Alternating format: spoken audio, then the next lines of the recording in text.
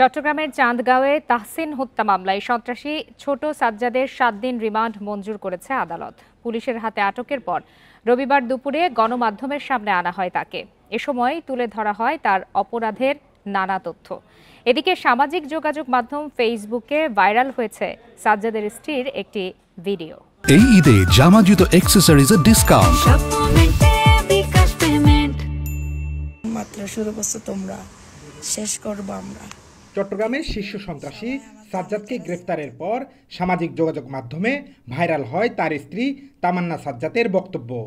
মামলা যখন আছে অ্যারেস্ট হবেই, এগুলা নিয়ে এত টেনশন করে দুঃখ প্রকাশ করে কান্নাকাটি করার কিছুই নাই। আমরা কারি কারি বান্ডিল বান্ডিল টাকা ছেড়ে আমার জামাইকে নিয়ে আসবো। শুধু তাই নয়, এই ঘটনা যারা ঘটিয়েছে তাদেরকে দেখে নেওয়ারও হুমকি দিতে দেখা গেছে তামান্নাকে।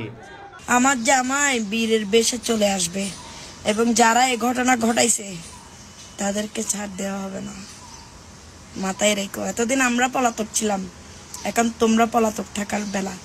পুলিশের হাতে আটকের পর রোববার দুপুরে গণমাধ্যমের সামনে আনা হয় সাজ্জাদকে। পুলিশ বলছে চতুর এই সন্ত্রাসী কখনোই এক স্থানে বেশি সময় থাকতেন না, যে কারণে তাকে ধরতে বেগ পেতে হয়েছে।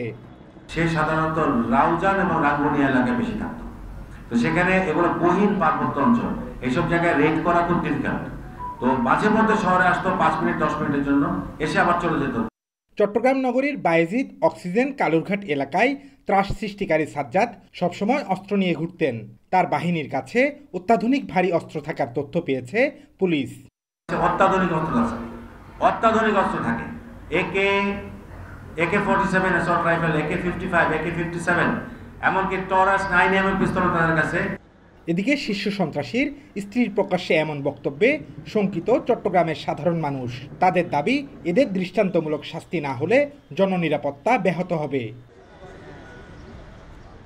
Abdullah Rakib, independent news, Chittagong.